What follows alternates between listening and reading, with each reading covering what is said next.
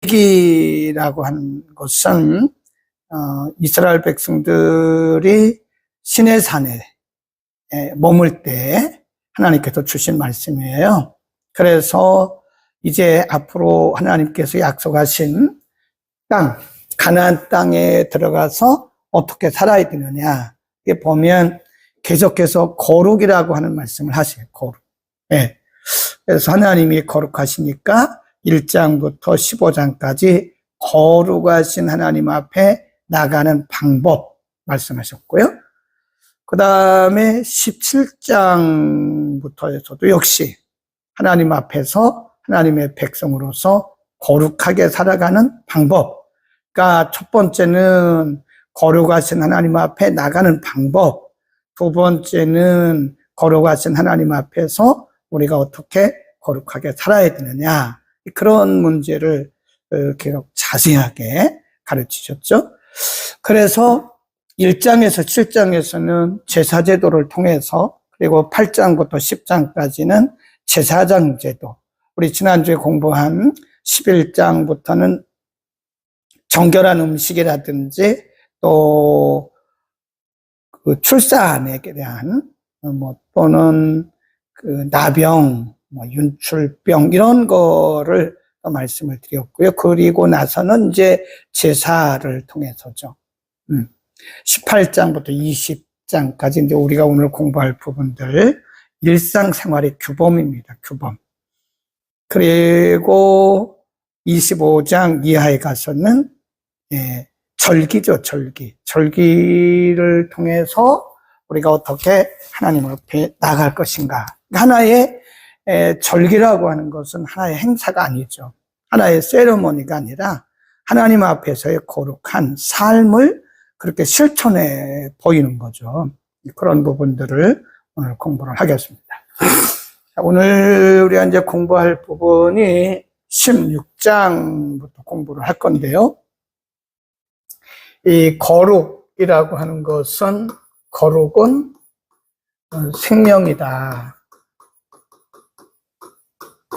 그것은 신약의 방법이나 구약의 방법이나 우리 약간의 형태는 다르죠. 형태는 다르지만 구약, 신약 거룩하게 되는 방법이 구약에서는 이제 주로 아까 말씀드렸던 제사제도라든지 제사제도 또는 절기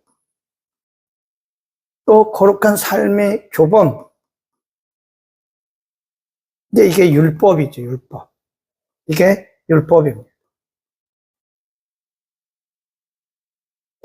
굉장히 구체적으로 그 삶의 규범들을 율법에 다 명시해 놨는데, 구약에서는 이런 이제 제도, 제사라든지 절기 제도라든지 이런 삶의 제도를 통해서 이제 거룩하게 되는 방법을 가르쳐 주셨고, 신약에 와서는 이거로는 사실 인간이 근본적으로 거룩해질 수가 없죠. 그래서 예수님께서 십자가를 지시고 이 율법을 완성하시는 거예요.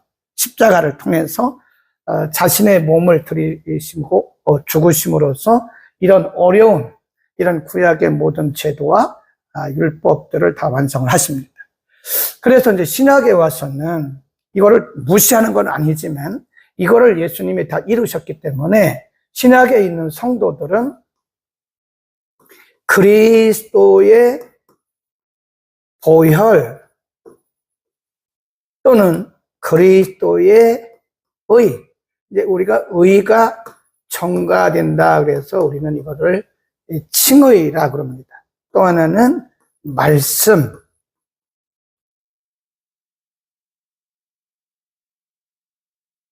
말씀과 성령을 통해서 우리가 날마다 거룩해져 가는 것이다. 구약에는 이렇게 보이는 이런 제사라든지 이런 절기, 율법 제도였는데 이거로는 우리가 온전히 거룩하게 될 수 없기 때문에 예수님께서 십자가를 통해서 율법을 다 완성하시고 이제는 그분의 의를 입는 거예요. 신약에 와서 거룩하게 되는 방법은 우리 자신의 죄를 인정하는 겁니다. 뭐 이런 것들을 많이 하는 거 아니라 우리의 자신이 죄인임을 인정하는 거예요. 우리가 신약에 와서 보면 예수님을 만난 사람들의 공통점이 뭐죠? 주여, 나는 죄인으로서이다. 그러니까 예수님을 만나면 제일 먼저 오는 것이 자기의 죄인임을 알게 되는 거죠. 그리고 고백하게 되는 거죠. 그때로부터 예수 그리스도의 의가 우리에게 전달되는 거죠. 네. 그러니까 누구라도 자기의 죄를 인정하지 않고는요, 내가 죄인이라는 것을 인정하지 않고는 그리스도의 의가 우리에게 전가될 수가 없는 거예요. 구약처럼 이렇게 많은 것들을 우리가 지키거나 많은 양을 잡아드린다든지 염소를 잡아드린다 그런 거를 하지 않아도 그렇게 해도 되지도 않고요. 염소 잡아드린다고 해서 우리가 죄가 용서되는 건 아니잖아요. 신약에 와서는 우리의 죄를 인정하는 거죠. 네. 그리고 예수님이 우리의 구주심, 저는 그리스도시요 살아계신 하나님의 아들이라고 하는 나의 죄인됨과 그분의 구주되심을 인정하는 거죠. 요한복음 1장 12절에도 보면 그렇죠? 예수 그리스도의 이름을 인정하는 자, 그 안에는 뭐가 존재됐냐면 자신의 죄를 인정하는 거죠. 그때 하나님의 자녀가 되는 권세가 주어지는 것이다. 그래서 신약의 방법은 예수 그리스도의 보혈을 통한 칭의, 그리고 말씀과 성령을 통해서 우리는 꾸준히 거룩해져 가고 있는 것이다. 그래서 이제 우리가 이거를 뭐라 그러냐면요, 성화라고 해요. 성화. 우리가 우리의 죄를 인정하고 예수 그리스도를 영접하고 성령과 말씀으로 거듭나잖아요. 그렇다고 해서 우리가 완벽하게 거룩해진 건 아니에요. 그럼에도 불구하고 끊임없이 우리의 생각이 오염이 돼요. 이 세상 자체가 죄악된 세상이에요. 죄악된 세상. 그래서 우리가 눈만 뜨면 보이는 게 다 죄입니다. 불의, 불법 막 이렇습니다.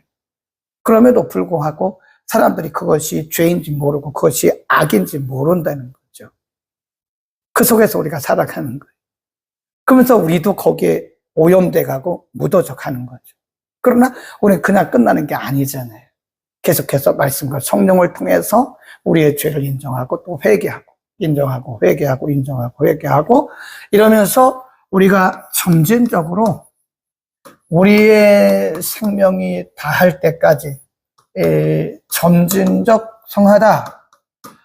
그래서 이걸 우리가 gradually sanctify in the world. 이 세상에서는 우리가 점진적으로 성화되어 가는 것이다. 굉장히 중요합니다. 하루하루.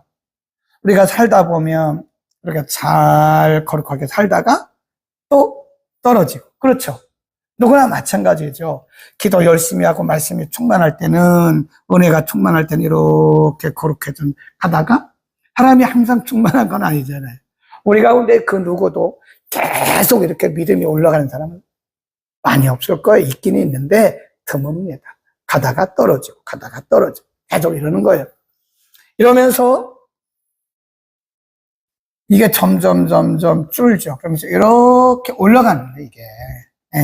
우리 가운데 누구도 이게 계속 믿음이 성장한다거나 성숙한다거나 또 우리의 성품이 계속해서 거룩해져 가는 사람은 없을 거라고요. 다 이렇게 내려가고 올라가고 이러면서 점진적으로 우리가 성화되면서 그러는 동안에 우리 안에 예수 그리스도의 형상이 이렇게 회복이 돼요. 그럼 우리가 뭐라 그러냐? 그리스도 형상의 회복이다. 그래. 그리스도 형상의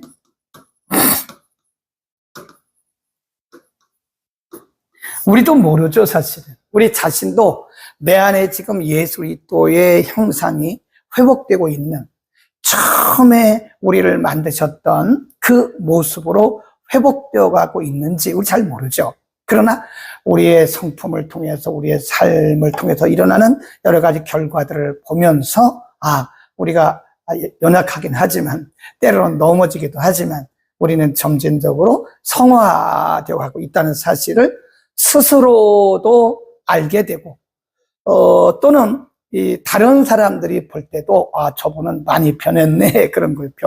변했다 그 말이 성화되어 가고 있다는 거죠. 굉장히 세상적인 사람이 교회 중심적이고 또 자기 중심적이었던 사람이 다른 사람들을 돌아보게 되고 점진적으로 영적인 눈이 넓어지는 거죠. 보면서 본인이 알고 타인도 알아요. 우리가 변화되고 성화되어 간다는 사실을 그건 자타가 느낄 수도 있고 또 경험할 수도 있는 것이다. 아멘. 그랬습니다. 그렇게 해서 거룩의 주제, 레위기의 주제는 거룩이니까요. 거룩에 대한 말씀을 드렸고요. 16장으로 갑니다. 레위기 16장으로 갑니다. 속죄일에 대한 말씀이에요. 속죄일. 여기서 말하는 속죄일은 대속죄일입니다. 대속죄일.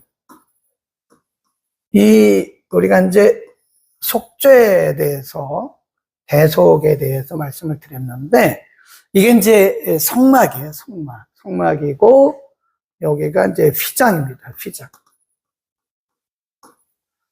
여기를 뭐라 그러죠? 성소. 여기를 뭐라 그러죠? 지성소. 지성소. 여기 이제 떡상이 있고, 금초대가 있고, 분향단이 있죠? 여기 이제 이렇게 시은소. 시은소. 은혜가 시작된다 그래서 시은소. 여기는 십계명 두 돌판, 만나, 항아리, 아론의 쌍난지 팡이. 여기 이제 들어있죠. 이렇게 여기다가 이제 간수하라 그랬잖아요. 근데 보통 때는 하루에 한 번이라든지 이렇게 해서 제사장, 일반 제사장 이렇게 돌아가면서 여기 가서 제사를 드려요. 제사를. 근데 속죄 제사는 여기서 드리는 게 아니에요. 여기서. 그리고 우리가 이제 대속. 여기는 누가 들어가느냐? 일반 제사장이 아니고요. 대제사장. 대제사장이 1년에 한 번 들어갑니다. 그게 누가 들어가느냐? 아론. 그리고 아론의 네 아들인데, 아론의 네 아들 중에 두 아들, 나답과 아비후가 10장에 보면, 하나님께서 원하시지 않는, 하나님 명하시지 않는 다른 불을 들였다가 현장에서 즉사하잖아요. 근데 그거를 지금 말씀하면서, 이제는 그렇게 하지 말아야 해. 너희가 경험했지 않았느냐? 그래서 이다말하고 엘르앗살, 그리고 이제 이 아론이 여기 들어가서, 대속제사를 드리는데, 이거를 위해, 지금 이거 말씀하는 거예요, 이거 말씀하는 겁니다. 이해하시겠죠? 네. 자, 갑니다. 16장 1절. 아론의 두 아들이 여호와 앞에서 나가다가 죽은 후, 거기 10장이라고 써놓으세요. 잠깐 10장이라고 써놓고 가보시면 나답과 아비후가 다른 불을 들이다가 죽었잖아요. 네, 10장 1절이라고 써놓으세요. 10장 1절에 보면 아론의 두 아들 나답과 아비후가 각기 향로를 가져다가 여호와의 명하시지 않은 다른 불을 담아 여호와 앞에 분향하였더니 불이 여호와 앞에서 나와 그들을 삼키매 그들이 여호와 앞에서 죽은지라. 이 사건을 얘기하는 거예요. 다시 16장 1절. 아론의 두 아들이 여호와 앞에 나아가다가 죽은 후에 여호와께서 모세에게 말씀하시니라. 여호와께서 모세에게 이르시되 내 형 아론에게 이르라. 성소의 장 안, 법궤 위, 속죄소 안에, 여기를 아까 말씀드렸던 여기에 지성소 가운데 속죄소 위에 나타남이니라. 내가 구름 가운데서 속죄소 위에 나타남이라. 하나님의 임재를 얘기하는 거예요. 임재. 거기를 아무 때나 막 들어오지 말라는 거예요. 3절. 아론이 성소에 들어오려면 지성소입니다. 수송아지로 속죄 제물을 삼고 수양으로 번제물을 삼고 거룩한 세마포 속옷을 입고 세마포 고위, 우리가 다 공부했잖아요. 제사장의 의복. 그걸 다 완전하게 입으라. 5절. 이스라엘 자손의 회중에서 속죄 제물을 위하여 수염소 2, 번제물을 위하여 수양 1를 취하라. 그러면서 여기 이제 아사셀 염소를 얘기해요. 그러면 아까 말씀드렸잖아요. 어? 여기 이제 지성소에 가서 속죄 의무를 되게 함부로 들어오지 말라는 거예요. 여기는 하나님의 임재라고 말씀했잖아요. 내가 거기 머문다고 말씀했기 때문에 함부로 막 들어오지 마라. 여기 들어와서 이제 속죄 제사를 드리는데, 속죄 제사를 드릴 때는 지금 말씀한 것처럼 그렇게 제사장의 의복을 다 입고 그렇게 하라. 근데 그때 제사장을 위해서, 이 대제사장을 위해서 먼저 해야 할 일이 있어요. 거기 보세요. 6절. 아론은 자기를 위한 속죄제의, 그러니까 자기 자신이에요.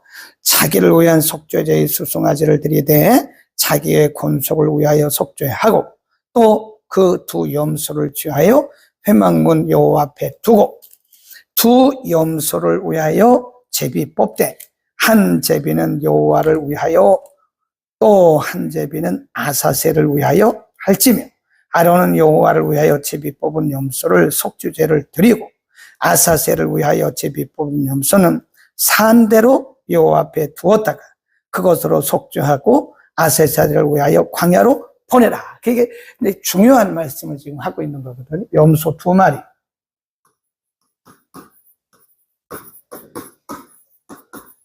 염소 2마리를 준비를 하는 거예요. 염소 2마리를. 여기도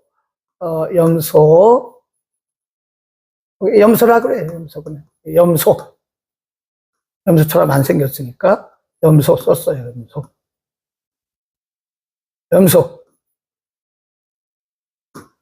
염소가 아니고 꼭 병아리 같다.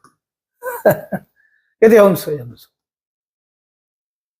2마리를 준비하고요. 2마리를 준비하고 제비를 뽑아요. 거기 보세요. 제비 뽑되 그랬잖아요. 8절에 보면 염소 2마리를 위하여, 두 염소를 위하여 제비 뽑되 제비를 뽑는 거. 이렇게 놓고 이제 둘 중에 어떤 거랄까 이렇게 흔들어 가지고 제비를 뽑아요. 그러면 이제 이 염소가 딱 저기가 됐어요. 이게 딱 뽑혔어요. 그러면 이 염소에다가 거기 보세요. 붉은 천을 이렇게 두릅니다. 11절 아론은 자기를 위한 속죄제의 수송아지를 드리되 쭉 내려가고, 이건 이제 그 뒤에 있을 얘기고요. 여기는 아주 그대로 세밀하게 나오진 않았는데, 여기에다가 이제 붉은 옷을 입히고, 그래서 이걸 잡아요. 잡아가지고 하나님 앞에 드리는 거예요. 이거는 속죄 제물로 드립니다.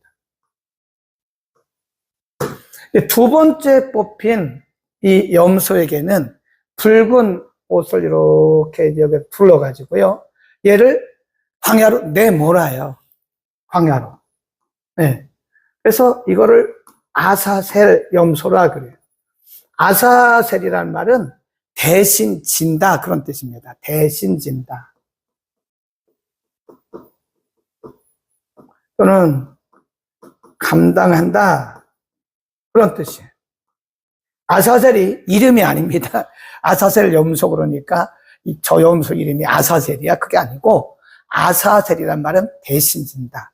그래서 이것은 이제 신약에 와서 예수 그리스도의 속죄를 의미하는 거죠. 그래서 예수 그리스도께서 자신이 속죄물이 되신 거예요.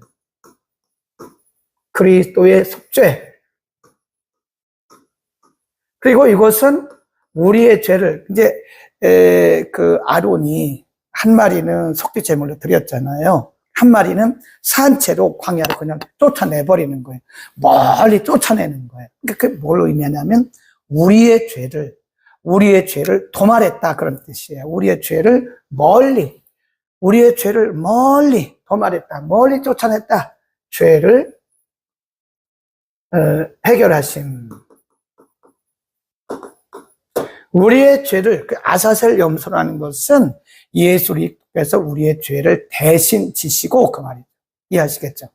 그러니까 죽은 그 염소는 예수님 그 자신을 상징하는 것이고, 아사셀 염소는 예수님이 우리의 죄를 대신 지시고 우리의 죄를 멀리 보내셨다, 아멘, 아멘.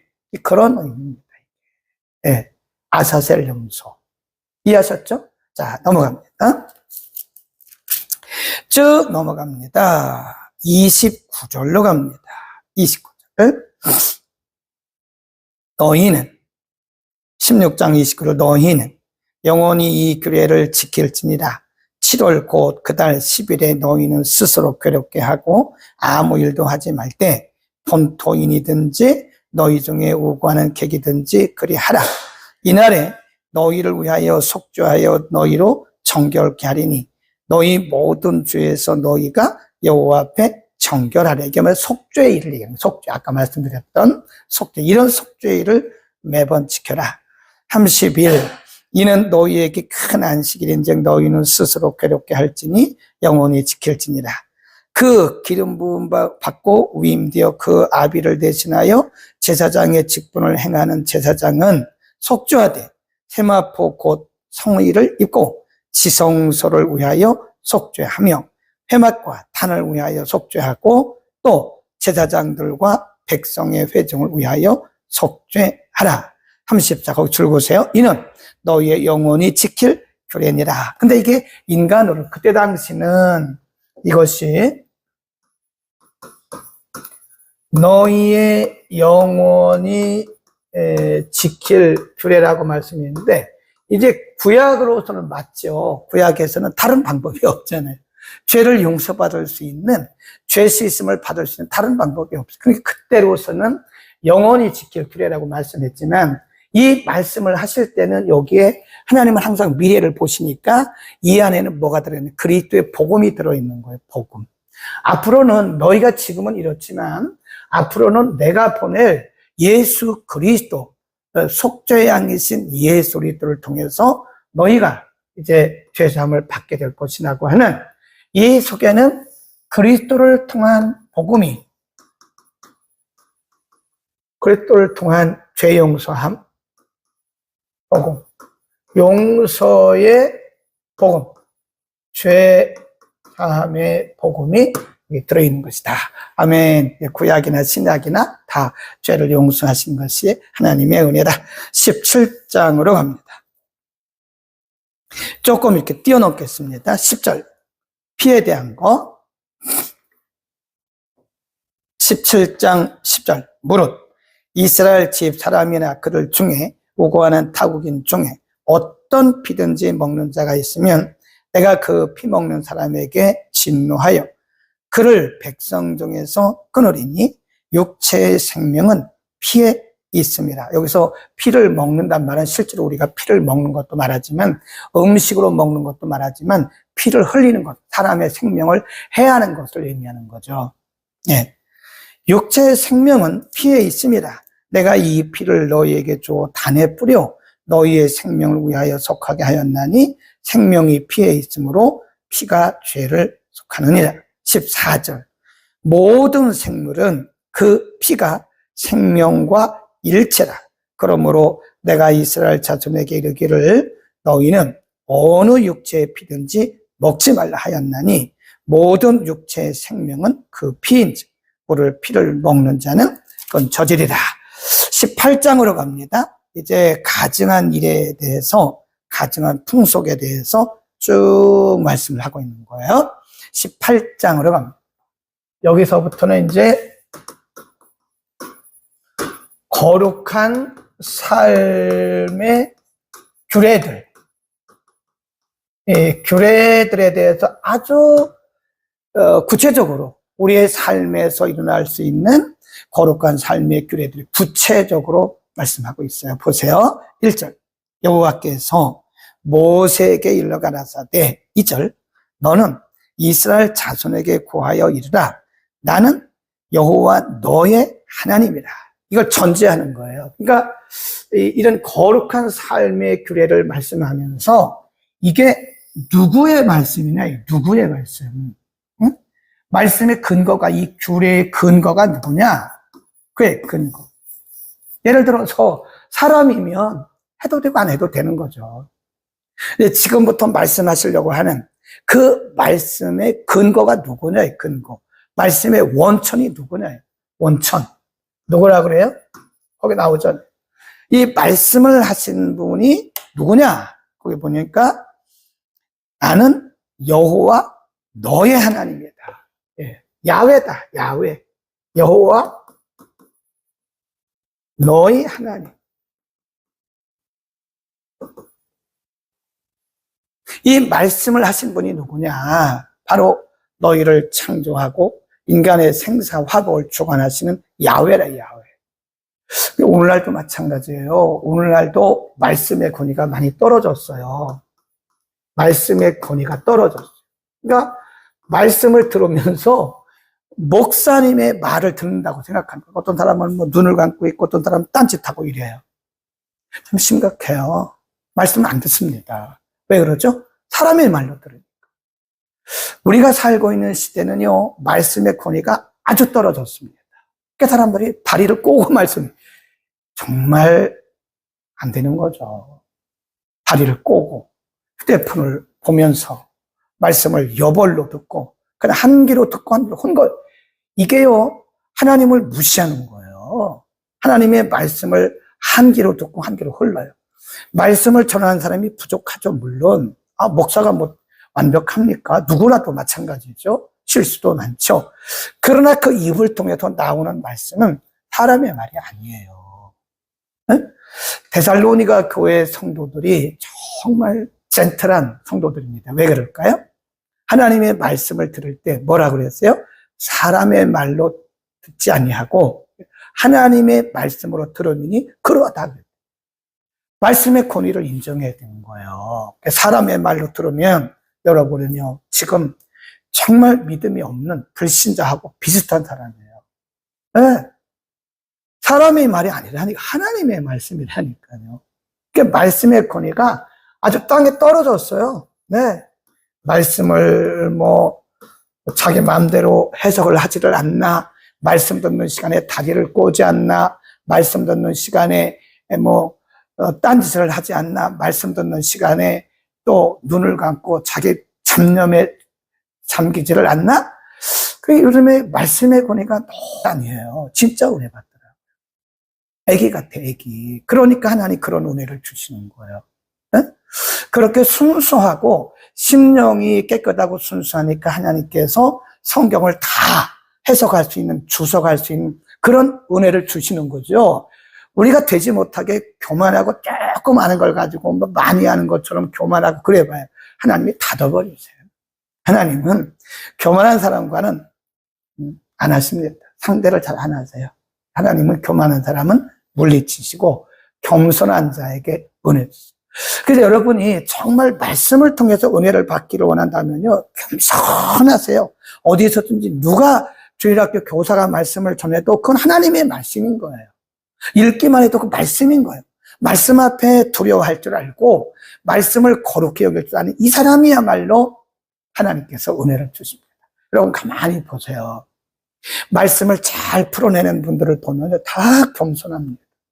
물론 그런 분들도 가다가 어느 날 교만해버리면 하나님이 싹 닫아버리세요.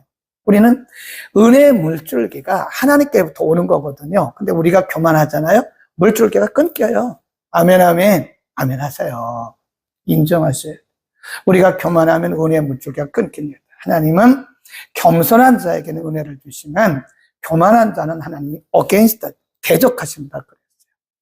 우리가 평생 동안 말씀을 통해서 은혜 받고 풍성한 삶을 살고 원하고 또 하나님의 은혜의 물줄기가 우리에게 계속해서 폭포수 같이 쏟아지기를 원한다면 영적으로, 혼적으로, 육적으로 우리가 겸손합시다. 아멘. 첫째도 겸손, 둘도 겸손, 셋째도 겸손. 되지 못하게 교만하지 마세요. 가끔 보면 되지 못한 사람들이 가끔 보이더라고요. 저 사람은 왜 저래? 큰일 날라고. 왜 저러지? 되지 못하고 다 된 것처럼. 사도 바울이 뭐라 그래요? 다 된 것처럼 선줄로 생각한 자는 넘어질까 조심하라 그랬어요. 자, 좀 긴 말씀을 드렸는데, 그래서 이 말씀을 18장에 이 규범들을 주시면서 이 말씀의 원천이 누구냐라고 말씀하면서 바로 여호와 하나님이다. 이 말씀을 무시하면 돼요, 안 돼요? 안 되는 거죠. 사람의 말이 아니잖아요. 모세의 말이 아니잖아요. 자, 봅니다. 그러면서 이런 말씀을 하세요. 3절. 너희는 그 거하던 애굽 땅의 풍속을 좇지 마라. 애굽에서 430년 살았잖아요. 근데 그들이 애굽에서 430년 살면서 애굽 생활에 젖어 있는 거예요. 그 풍속 좇지 마라. 오늘날로 말하면 뭐죠? 우리가 예수 믿기 전에 그런 사고방식, 그런 생활 다 청산하라는 거예요. 네. 아직도 예수 믿으면서 담배 펴요? 그건 애국 풍속이에요. 아직도 예수 믿으면서 술을 마셔요? 그건 애국 풍속이라니까요. 애국 풍속 버리라 그랬잖아요. 응? 애국 풍속이 많아요, 우리 가운데. 우리가 예수를 믿기 전에 가졌던 그런 풍속들을 다 버려야 됩니다. 어떤 분은 그래, 아이, 목사님이 더운데 시원하게 씨앗이 든 그 맥주 한 잔 하는 게 뭐가 죄가 됩니까? 그것 때문에 지옥은 안 가요. 그러나 거룩하지는 않아요. 우리의 규범들은, 이 규범들은 지옥에 관련된 게 아닙니다. 천국 지옥에 관련된 게 아니에요. 뭐에 관련된 거죠? 거룩. 땅의 풍속도 너희는 절대로 좇지 마라. 4절, 너희는 나의 법도를 좇으며 나의 규례를 지켜 그대로 행하라. 나는 너희 하나님 여호와니라. 5절, 너희는 나의 규례와 법도를 지키라. 사람이 일을 행하면 그로 인하여 뭐 한다고요? 살리라. 반대는 뭐죠? 죽는다. 그 말. 하나님의 말씀은 살고 죽는 문제예요. 지키면 살아요. 어기면 죽는 거예요. 아니, 나 살아있는데요? 영이 죽어가요, 영이. 우리가 오늘날도 하나님의 말씀대로 안 살면, 하나님의 말씀대로 살면 우리의 영이 살아요, 영이. 영이 살아나는 거예요. 근데 말씀대로 안 살아요. 그러면 영이 지금 죽어가고 있는 거예요. 육은 멀쩡하지만 영이 죽어가고 있다. 그걸 왜 모르냐고요. 우리가 기도를 하잖아요. 그럼 우리 영이 살아요. 하나님과 이렇게, 하나님과 1대1의 관계가 살아가요. 우리 영도 살아가요. 그런데 우리가 기도를 안 해요. 내 방식대로 살아요. 이미 영이 죽어가고 있는 거. 그걸 모르더라고요. 자기 영이 지금 죽어가고 있는 거를 몰라요. 모르니까 그렇긴 하죠, 또. 그 다음, 6절부터 계속 내려가는 것이 뭐냐면, 근친상간입니다. 근친상간. 6절, 18장 6절부터 18절까지, 이게 근친상간이에요. 18장 6절부터 18절. 근친. 가족 간에 성관계 하지 말라는 거예요. 가족 간에. 거기 보면 너의 골육 지친을 가까이 하여 그 하체를 범치 말라. 나는 여호와니라. 7절 내 어미의 하체, 8절 내 계모의 하체, 9절 내 자매의 하체, 10절 손녀나 외손녀의 하체, 11절 계모 하체, 12절 고모, 13절 이모, 14절 내 아비 형제 아내, 작은 어머니인가요? 아비 형제니까 작은 어머니. 그 다음에 15 자부 며느리의 하체. 그 다음에 16절 형제 아내의 하체. 너는 여인과 그 여인의 딸을 하체를 뭐예요? 아울러 범치 마라. 근친상간이 근친상간. 왜 근친상간이요? 역사적으로 그때도 있었다니까요. 있었으니까 말씀하는 거죠. 네. 모세 시대도 아담의 범죄 이후에 사람들이 윤리 도덕이 다 흩어졌잖아요. 깨졌잖아요. 그러니까 모세 시대조차도 근친상간이 있어요. 근데 우리가 성경에 보면요, 고린도 교회 안에 근친상간이 있었어요. 왜냐면 고린도라고 하는 그 시 자체가 굉장히 그 종교성이 있지만 윤리적, 도덕적, 성적으로 아주 타락한 곳이에요. 그런 삶을 살던 사람들이 교회에 들어오면서 근친상간이 그냥 합법화되는 것처럼, 그러니까 오늘날로 말하면 동성애라든지 이런 거요. 이거 교회가 목숨 걸고 막아야 돼요. 못 막아야 돼요. 한국 교회가 뭘 하고 있는지 모르겠어요. 네. 한국 교회가 지금 개교회 주의에 빠져가지고 내 교회에 부흥시키고, 이게 내 교회 아무리 부흥돼봐요. 나라가 깨지고, 이 사회가 윤리적, 도덕적으로 깨지고, 교회가 부흥될 수 있어요? 교회가 살 수 있어요? 못 살잖아요. 어떤 분들은 이 동성애 이런 얘기하면 싫어하더라고. 싫어할 게 아니에요.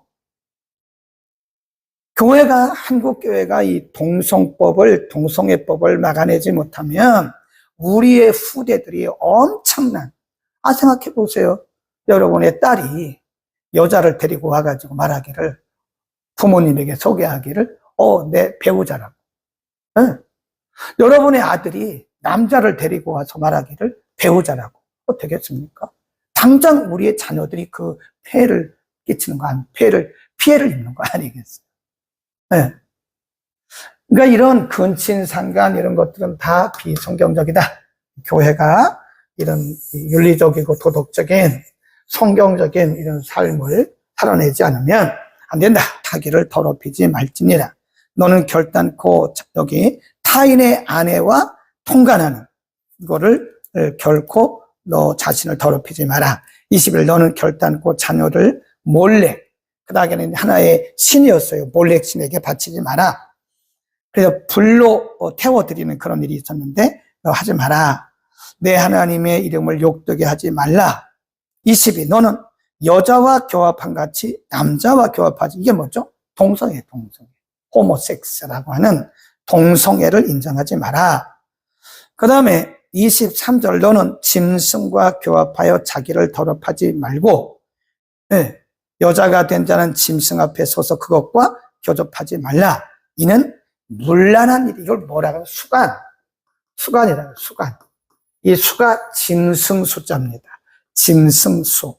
짐승과 성적 관계를 하지 마라. 그런 게 있나요? 있으니까 말씀하는 거죠. 네. 그때도 있었고 지금도 있어요. 지금도 있습니다. 짐승과 수간. 참 우리가 그 유튜브 영상을 너무 많이 보지 마세요. 근데 어떻게 하다 보면 그런 게 보이더라니까요. 네. 참 우리 시대가 아주 타락한, 윤리적 도덕적으로 너무 타락한 그런 시대에 우리가 살고 있다. 분명히 인지를 하고 우리가 정신 바짝 차려야 돼요. 아멘. 정신 바짝 차려야 됩니다. 그 다음, 그래서 수간을 금하고 있는 거예요. 24. 너희는 이 모든 일로 스스로 더럽히지 말라. 내가 너희 앞에서 쫓아내는 족속들이 이 모든 일로 인하여 더러워지고 그 땅도 더러워졌으므로 내가 그 악을 인하여 벌하고 그 땅도 스스로 고민을 토하여 내니라. 거기 보면요, 땅 이런 말씀이 나와요. 땅. 사람이 예를 들어서 이 땅에 살아요. 이 땅에 사는데 이 땅에 사는 사람들이 죄를 지어요. 살인죄를 짓고 간음죄를 짓고 하나님이 기뻐하시지 않는 그런 아주 다양한 죄, 우상을 숭배하고 그러면요, 이 땅이 저주를 받아요. 땅. 그래서 우리가 신명기 28장에 보면 거기 다 나와 있어요. 땅이 저주를 받는다니까요. 그래서 우리가 세계를 이렇게 쭉 다녀보면요, 확실히 맞아요. 확실히. 우상을 많이 숭배하는 나라는요, 땅 자체가요, 아주 어떻게 됐어요? 황폐가 돼요, 황폐. 근데 하나님을 잘 섬기는 그런 나라를 보면 땅이요, 아주 옥토입니다, 옥토인갑니다. 19장 1절. 여호와께서 모세에게 일러 가라사대 너는 이스라엘의 자손의 온 회중에게 공하여 이르라. 너희는 거룩하라. 나 여호와 너희 하나님이 거룩하냐. 거기 줄 보세요. 우리가 왜 거룩해야 되냐? 하나님이 거룩하시기 때문에 그런. 너희 각 사람은 부모를 경외하고 나의 안식일을 지키라. 나는 너희 하나님 여호와니라. 거기 줄 보세요. 지금 모든 계명들이 다 중요하죠. 그런데 모든 계명들이 다 중요한데 여기서 조금 더 중요한 계명이 있어요. 그게 뭐냐? 거기 보면 부모 그리고 안식일 여기만 있는 게 아닙니다. 너희는 너희 부모를 공경하고 부모를 경외하라. 경외하고 나의 안식일을 지켜라. 그랬대. 부모를 경외하고 나의 안식일을 지켜라. 물론 부모 공경과 안식일 계명이 동등하죠. 그렇죠? 근데 여기서 왜 같이 말씀하셨냐? 다른 계명도 다 동등합니다. 여기서 이렇게 말씀하신 것은 그만큼 부모 공경이 중요하다.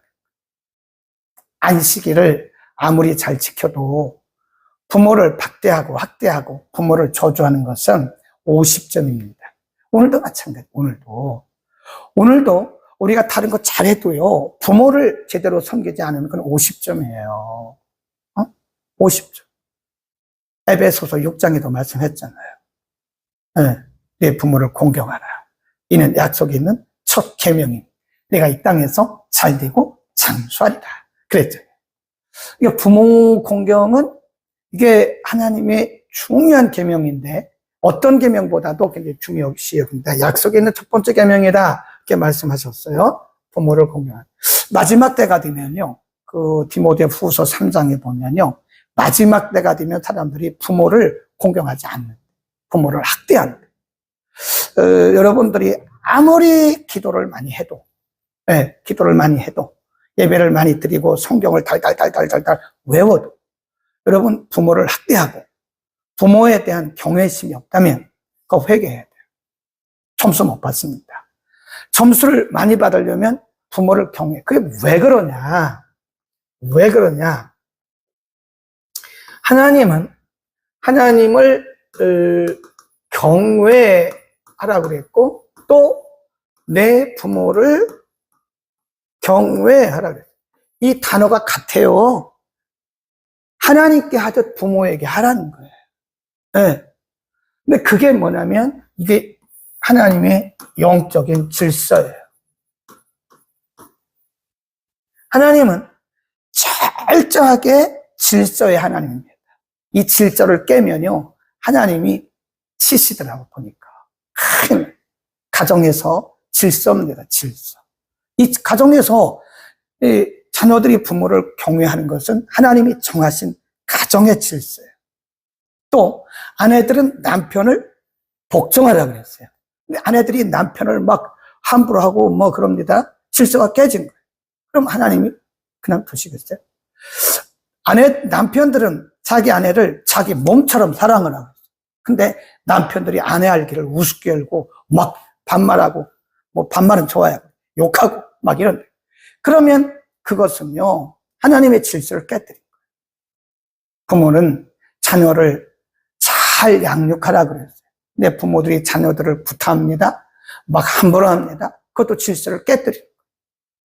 하나님은 철저한 질서의 하나님이시기 때문에 이 질서를 거스르는 자들에 대해서는 하나님의 법으로 다, 교회도 마찬가지예요. 교회도요. 요즘에 보면 교회 질서가 많이 깨집니다. 사회가 그러니까 어쩔 수가 없는 거예요. 사회에 그런 깨어진 질서가 깨어진 사상들이 교회 안에 들어와서 교회도 보면 옛날 같지가 않아요. 어렵습니다. 옛날 같지 않아요. 우리야 뭐 이제 60대 중반이고 이제 뭐 그런 사람들이지만 앞으로 목회를 할 분들은 정말 단단히 마음 먹고 정말 말씀과 성령으로 지금보다 배나 더 충만하지 않으면 정말 목회하기 힘들